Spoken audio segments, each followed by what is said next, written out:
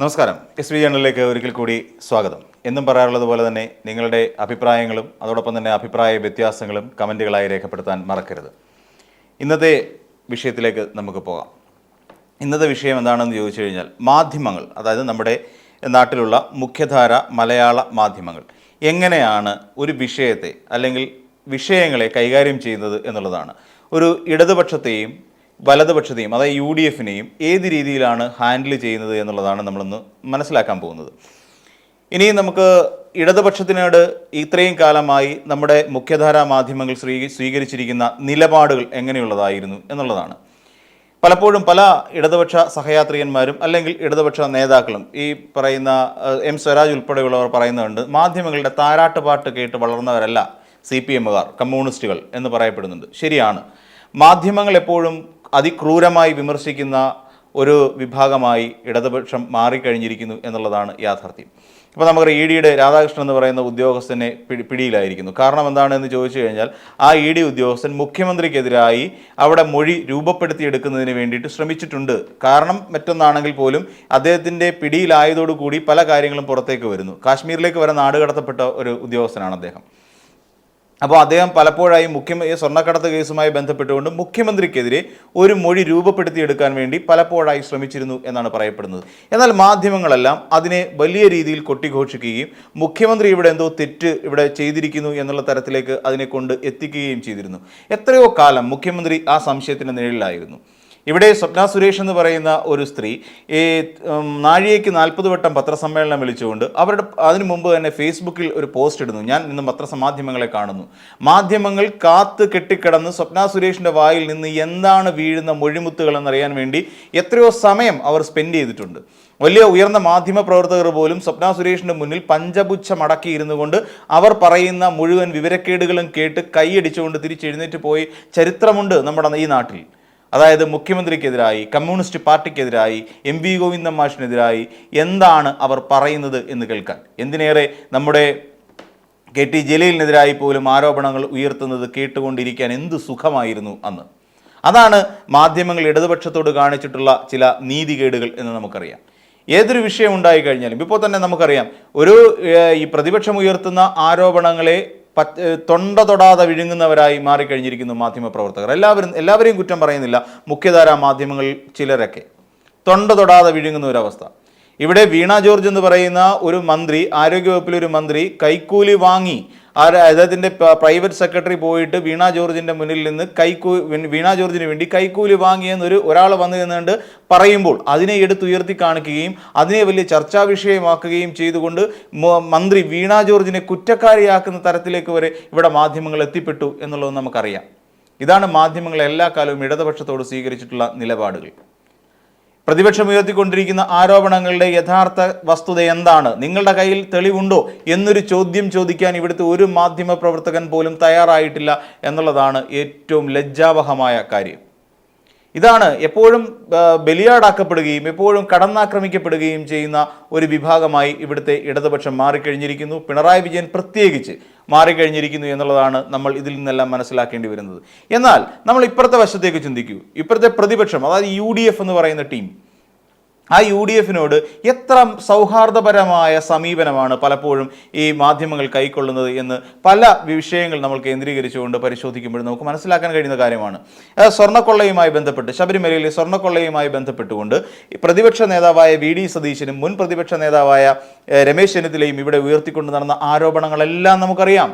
ആ ആരോപണങ്ങളുടെ പിന്നിൽ കഴമ്പുണ്ടോ എന്നൊരു ചോദ്യം ചോദിക്കാൻ എന്തുകൊണ്ടാണ് ഇവിടുത്തെ മാധ്യമ പ്രവർത്തകർക്ക് നട്ടല്ലില്ലാതെ പോയത്? ഒരു ചോദ്യം ചോദിച്ചിട്ടില്ല.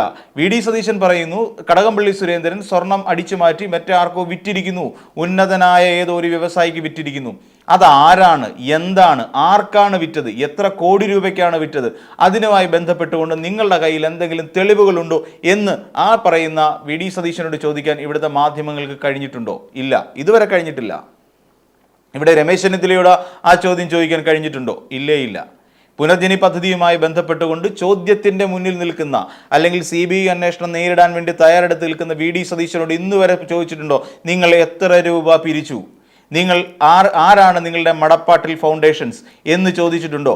നിങ്ങൾ തമ്മിലുള്ള ബന്ധം എന്താണ്? അതിനു വേണ്ടിയിട്ട് ആ ഫൗണ്ടേഷനിലേക്ക് എത്ര കോടി രൂപയാണ് വന്നെത്തിയിട്ടുള്ളത്? അതിൽ എത്ര കോടി രൂപ വിനിയോഗിച്ചിരിക്കുന്നു? ഇങ്ങനെയുള്ള ഒരു ചോദ്യങ്ങൾ ചോദിക്കാൻ ഇതുവരെ തയ്യാറായിട്ടുണ്ടോ? ഇല്ല.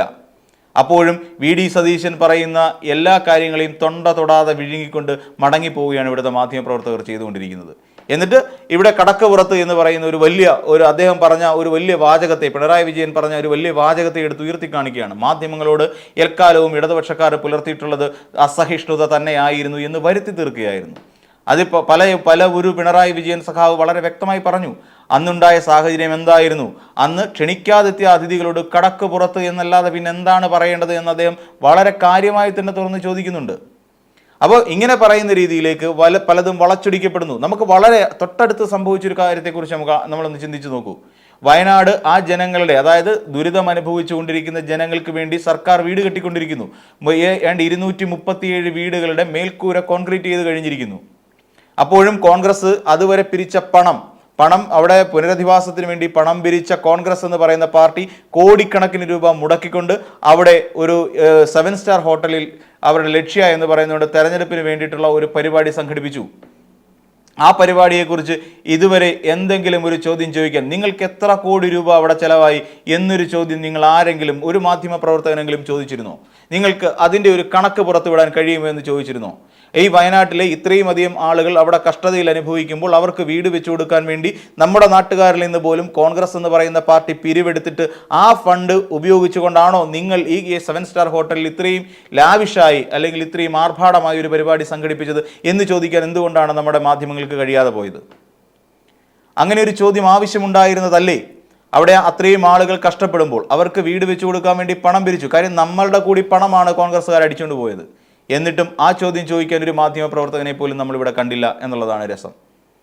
അവിടെ അവരെ പുനരധിവസിപ്പിക്കുന്നതിന് വേണ്ടി വീട് വെച്ചു കൊടുക്കുന്നതിന് ഒരു കട്ട് ഓഫ് ഡേറ്റ് ഞങ്ങൾക്ക് പറയാൻ കഴിയില്ല എന്ന് പറഞ്ഞെടുത്ത് പോലും മറിച്ചൊരു ചോദ്യം ചോദിക്കാൻ അത് ഈ പറയുന്ന മാധ്യമ പ്രവർത്തകർ കഴിഞ്ഞിട്ടില്ല. എന്താണ് നിങ്ങൾ കട്ട് ഓഫ് ഡേറ്റ് ഇല്ലാതെ പോയത്? വർഷം 1 കഴിയുന്നു. അടുത്ത വർഷത്തിലേക്ക് നമ്മൾ കാലെടുത്ത് 2026 ജൂലൈയിലേക്ക് ഇനി അധിക കാലമില്ല, കൂടി വന്നാൽ ഒരു 6 മാസം കൂടി. അത്രയും കാലം ഇല്ലാതിരുന്നിട്ട് കൂടി നിങ്ങൾ ചോദിച്ചില്ലല്ലോ ഇത്രയും കാലമായിട്ടും എന്തുകൊണ്ടാണ് കട്ട് ഓഫ് ഡേറ്റ് പറയാൻ കോൺഗ്രസിനെ കൊണ്ട് കഴിയാത്തത് എന്ന് ആ സണ്ണി വക്കീലിനോട് ചോദിക്കാൻ ഏതെങ്കിലും ഒരു മാധ്യമ പ്രവർത്തകന് കഴിഞ്ഞോ? ഇല്ല. അത് പറയുന്നത് കേട്ട് തൊണ്ട് തൊടാതെ വിഴുങ്ങുന്നു. കെ മുരളീധരനും ടി സിദ്ദിഖും വി ഡി സതീശനും എല്ലാവരും ഘോരം പറഞ്ഞു, ഞങ്ങൾ ഒരാഴ്ചക്കകത്ത് വസ്തു രജിസ്ട്രേഷൻ നടത്തും, ആ വസ്തു രജിസ്ട്രേഷൻ നടത്തി 10 ദിവസത്തിനകത്ത് ഞങ്ങൾ വീടിന് തറക്കല്ലിടും എന്ന് പറഞ്ഞിരുന്നു. എവിടെയാണ് എന്നൊരു ചോദ്യം ചോദിച്ചോ? ആ വസ്തു നിങ്ങൾ രജിസ്ട്രേഷൻ നടത്താൻ പോകുന്ന പ്രോപ്പർട്ടി എവിടെയാണ്? ആ പ്രോപ്പർട്ടി ആരുടേതായിരുന്നു? അത് ഏതെങ്കിലും തരത്തിലുള്ള നിയമ നൂലാമാലകളുണ്ടോ? അതിനെക്കുറിച്ചും ചോദിച്ചിട്ടില്ല.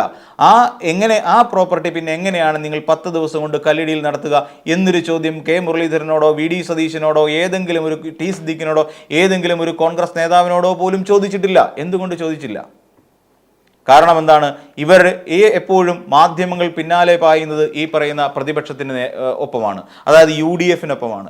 UDF-നെ തഴുകി തലോടി സുഖിപ്പിച്ചിങ്ങനെ കൊണ്ടു നടക്കുകയാണ് മാധ്യമങ്ങൾ ചെയ്തുകൊണ്ടിരിക്കുന്നത്. അല്ല എന്ന് നമുക്കൊരു ഘട്ടത്തിലും പറയാൻ കഴിയില്ല. അതേസമയം നവകേരള സദസ്സ് എന്ന് പറയുന്ന ഒരു പ്രോജക്റ്റ് അല്ലെങ്കിൽ ഒരു പദ്ധതി സംസ്ഥാന സർക്കാരിൻ്റെ മേൽനോട്ടത്തിൽ നടപ്പിലാക്കിയപ്പോൾ അതിനെ കുറ്റം പറയാനും അന്ന് നവകേരള ബസ് എടുത്ത ഭാരത് ബെൻസിൻ്റെ ആ വാഹനത്തെയും ആ ബസ്സിനെയും കുറിച്ച് ഇവിടെ വലിയ ചർച്ചകൾ നടന്നു. വലിയ ചർച്ചകളാണ് നടന്നത്. ആ ബസ് ഇപ്പോഴെവിടെയാണെന്ന് പോലും ഇന്നത്തെ മാധ്യമപ്രവർത്തകർക്കറിയാം. അത് എവിടെ ഓടിക്കൊണ്ടിരിക്കുന്നു, അതിനെന്തൊക്കെ സംഭവിച്ചു, അതിൻ്റെ അത് വണ്ടി രൂപമാറ്റം വരുത്തുന്നതിന് വേണ്ടി അവിടെ സെൻട്രൽ വർക്സിൽ കൊണ്ടിട്ട സമയത്ത് പോലും അതിൻ്റെ ദൃശ്യങ്ങൾ പോലും മാധ്യമങ്ങൾ പുറത്തുവിട്ടിരുന്നു. നവകേരള ബസ്സിൻ്റെ ഇന്നത്തെ അവസ്ഥ ഇതാ നിങ്ങൾ കണ്ടോ എന്ന് പറഞ്ഞുകൊണ്ട്, ഇത്രയും കോടിക്കണക്കിന് രൂപ ധൂർത്തടിക്കുകയായിരുന്നില്ലേ എന്ന് പറഞ്ഞുകൊണ്ട് എഴുതി. മുഖ്യമന്ത്രിയുടെ വാഹനവ്യൂഹം എത്ര എണ്ണം ഉണ്ട് എന്ന് വരെ കൃത്യമായി കണക്ക് പറയുന്നവരാണിവർ. ഈ പറയുന്ന ലക്ഷ്യ എന്ന് പറയുന്ന പരിപാടിക്ക് വേണ്ടി കോൺഗ്രസ് നേതാക്കന്മാർ ബസ്സിലും ട്രെയിനിലും ഓട്ടോറിക്ഷയിലുമാണല്ലോ പോയത് എന്നുള്ള ഒരു കാര്യം എന്താ നിങ്ങൾ ആരും ചോദിക്കാതിരുന്നത്? ആ നവകേരള സദസ് എന്തിനു വേണ്ടി സംഘടിപ്പിച്ചു, ലക്ഷ്യ എന്തിനു വേണ്ടി സംഘടിപ്പിച്ചു? രണ്ടും നമ്മൾ മനസ്സിലാക്കേണ്ട ഒരു കാര്യമുണ്ട്. ഇനിയും ഒരു പാർട്ടി കോൺഗ്രസ് CPM-ന്റെ പാർട്ടി കോൺഗ്രസ് നടക്കുകയാണെങ്കിൽ അവിടെ ഒരു കുപ്പി വെള്ളം കൊണ്ടുവച്ചാൽ ആ വെള്ളത്തിന്റെ വില അടക്കം മാധ്യമങ്ങൾ ഇവിടെ കൊട്ടിഘോഷിക്കപ്പെടും. 15 രൂപയുടെ വെള്ളക്കുപ്പി, അതേലെ ഇത്ര ബോട്ടിൽ വെള്ളം പാർട്ടി കോൺഗ്രസിന് വേണ്ടി ധൂർത്തടിച്ചു എന്ന് വേണമെങ്കിൽ മാധ്യമങ്ങൾ വാർത്ത കൊടുക്കും. ആ രീതിയിൽ പോലും മാധ്യമ വാർത്തകൾ ഇവിടെ ഉണ്ടാകും. ഈ പറയുന്ന ലക്ഷ്യ എന്ന് പറയുന്ന പരിപാടിക്ക് പകരം CPM-ന്റെ ഒരു പരിപാടിയായിരുന്നു അവിടെ വെച്ചിരുന്നതെങ്കിലോ എന്തായിരുന്നിരിക്കും മാധ്യമങ്ങൾ എഴുതുന്നത് എന്ന് നമ്മളൊന്ന് ആലോചിച്ച് നോക്കൂ. ലക്ഷ്യ നടത്തിയപ്പോൾ ആർക്കും ഒരു അക്ഷരം പോലും മിണ്ടാനില്ല. നവകേരള സദസ് നടത്തിയപ്പോൾ വലിയ പ്രശ്നങ്ങളുണ്ടായി. നവകേരള സദസ്സിന് വേണ്ടി പണം ധൂർത്തടിക്കുന്നു, ബസ് വാങ്ങാൻ വേണ്ടി പണം ധൂർത്തടിക്കുന്നു, കറങ്ങുന്ന കസേരയുണ്ട്, അതിനുള്ളിൽ വേറെ എന്തൊക്കെയോ ചില സംവിധാനങ്ങളുണ്ട്. മുഖ്യമന്ത്രിക്ക് അവിടെ കോൺഫറൻസ് ഹാൾ സെറ്റ് ചെയ്യാൻ വേണ്ടിയിട്ട് എല്ലാ അത്യന്താധുനിക സൗകര്യങ്ങളും ഒരുക്കിയിരിക്കുന്ന വാഹനമാണ് ഈ നവകേരള ബസ്. കോടിക്കണക്കിന് രൂപ ചിലവരുന്നത്. ബെൻസിന്റെ വാഹനമാണ് എന്ന് പറഞ്ഞു. ഭാരത് ബെൻസും രണ്ടാണ് എന്ന് പറഞ്ഞുകൊണ്ട് വരെ ഇവിടെ മാധ്യമങ്ങൾ വാർത്ത കൊടുത്തു. മുഖ്യമന്ത്രി വാഹനം വാങ്ങാൻ പോകുന്നു, 1,10,00,000 രൂപ വില മതിക്കുന്ന ഒരു പുതിയ കാറ് വാങ്ങുന്നു. എന്തൊരു വലിയ വാർത്തയായിരുന്നു അത്, എന്തൊരു വലിയ വാർത്തയായിരുന്നു. ഇവിടെ കോടിക്കണക്കിന് രൂപ ജനങ്ങളെ തട്ടിച്ചും വെട്ടിച്ചും ഇവിടെ കൊണ്ടു നടക്കുന്ന കോൺഗ്രസ്സുകാർ ചെയ്തത് ഒന്നും വാർത്തയേ ആവുന്നില്ല. വി.ഡി. സതീശൻ ഉണ്ടാക്കിക്കൊണ്ടുവച്ച ആ മണപ്പാട്ടി ഫൗണ്ടേഷൻ എന്ന് പറയുന്ന ആ ഒരു ചാരിറ്റബിൾ ട്രസ്റ്റുമായി ചേർന്നുകൊണ്ട് ബ്രിട്ടനിൽ നിന്ന് കടത്തിയ പണത്തെക്കുറിച്ച് ആർക്കും ചോദിക്കാനില്ല. ആ പണം എവിടെ പോയി എന്ന് ചോദിക്കാനില്ല. എത്ര കോടി രൂപ വയനാട്ടിൽ പൊട്ടിച്ചു കളഞ്ഞു എന്ന് ചോദിക്കുന്നില്ല. ആ തുകയിലേക്ക് ഒരു അംശം മാത്രം വേണ്ടിയിരുന്നില്ലേ അവിടുത്തെ NM വിജയന്റെ കുടുംബത്തെ സഹായിക്കാനെന്ന് ചോദിച്ച ഒരു മാധ്യമ പ്രവർത്തകനെ പോലും നമ്മൾ എവിടെയും കണ്ടില്ല. അതിൻ്റെ ഒരു വിഹിതം മാത്രം പോരായിരുന്നില്ലേ അവർക്ക് വയനാട്ടിൽ ദുരിതം അനുഭവിക്കുന്നവർക്ക് വീട് വെച്ച് കൊടുക്കാൻ ചോദിക്കുന്ന ഒരു മാധ്യമ പ്രവർത്തകനെയും നമ്മൾ അവിടെ കണ്ടില്ല. ഇതാണ് നമ്മൾ മനസ്സിലാക്കേണ്ടത്. മാധ്യമങ്ങൾ എല്ലായ്പ്പോഴും ഒരു വലത് പ്രീണന സമീപനമാണ് എല്ലാ കാലത്തും കേരളത്തിൽ സ്വീകരിച്ചിട്ടുള്ളത്. വർഷങ്ങളായുള്ള അല്ലെങ്കിൽ കാലങ്ങളായി അവർ പുലർത്തിപ്പോരുന്ന ചില സമീപനങ്ങൾ ഇങ്ങനെയൊക്കെയാണ്. ഇടതുപക്ഷത്തിനെ പരമാവധി ക്രൂശിക്കുക, പകരം വലതുപക്ഷത്തിന് വേണ്ടി കുഴലൂത്ത് നടത്തുക. ഇതാണ് ഇവിടുത്തെ കേരളത്തിലെ മാധ്യമങ്ങൾ ഇപ്പോൾ നിലവിൽ ചില പ്രവണതകൾ. അതിലെ ചില ഉദാഹരണങ്ങൾ മാത്രമാണ് ഇവിടെ ചൂണ്ടിക്കാണിച്ചത്. അല്ല, നിരവധിയായ കാരണങ്ങൾ നമ്മുടെ മുന്നിൽ, അല്ലെങ്കിൽ നിരവധി ഉദാഹരണങ്ങൾ അടക്കം, നിരവധി സംഭവങ്ങളടക്കം നമ്മുടെ മുന്നിൽ ഇപ്പോഴും വസ്തുതയെ അവശേഷിക്കുകയും ചെയ്യുന്നുണ്ട്. ഈ മാധ്യമ സമീപനങ്ങൾ മാറേണ്ടതുണ്ട്. കാരണം തെറ്റുകൾ മാത്രമാണ്, അല്ലെങ്കിൽ തെറ്റിദ്ധാരണകൾ മാത്രമാണ്. ഭരണവിരുദ്ധ വികാരമില്ല എന്ന് പറഞ്ഞുകൊണ്ട് ഒരു വാർത്ത പോലും നമ്മുടെ കേരളത്തിൽ പോയിട്ടില്ല. അവിടെ കനകോലു പറഞ്ഞ വാർത്ത, കനകോലു ആ സമയത്ത് പറഞ്ഞിരുന്നു ഭരണവിരുദ്ധ വികാരം എന്നൊന്നില്ല, 85 സീറ്റ് വരെ മാത്രമേ നമുക്ക് പിടിക്കാൻ കഴിയൂ. എത്ര മാധ്യമങ്ങൾ അതുമായി ബന്ധപ്പെട്ട് വാർത്ത ചെയ്തു കനകോലു പറഞ്ഞത്?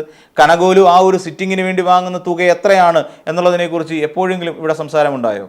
മുഖ്യമന്ത്രിയുടെയും മന്ത്രിമാരുടെയും പ്രൈവറ്റ് സ്റ്റാഫുകളെക്കുറിച്ച്, പേഴ്സണൽ സ്റ്റാഫുകളെക്കുറിച്ച് ഇവിടെ വാർത്ത കൊടുത്തവർ വി.ഡി. സതീശൻ എന്ന് പറയുന്ന ഒരു വ്യക്തിക്കുള്ള ഡ്രൈവർമാരുടെയും പേഴ്സണൽ സ്റ്റാഫുകളുടെയും എണ്ണത്തെക്കുറിച്ച് എപ്പോഴെങ്കിലും വാർത്ത കൊടുക്കുക നമ്മൾ കണ്ടിരുന്നു? ഒരിടത്തും വാർത്ത കൊടുത്തിട്ടില്ല. അപ്പോൾ അതാണ് എപ്പോഴും ഇടതുപക്ഷത്തിനെ ക്രൂശിക്കുക എന്നുള്ള ഒരു സമീപനവുമായി, ഇടതുപക്ഷത്തെ ക്രൂശിച്ചുകൊണ്ടേയിരിക്കുക എന്ന് പറയുന്ന ഒരു വൃത്തികെട്ട സമീപനവുമായി ഇവിടെ മാധ്യമങ്ങൾ മുന്നോട്ട് പോയിക്കൊണ്ടിരിക്കുകയാണ് എന്നുള്ള കാര്യം ഞാനിവിടെ സൂചിപ്പിക്കുന്നു. ഇനി മറ്റൊരു വീഡിയോയുമായി നമുക്ക് വീണ്ടും കാണാം.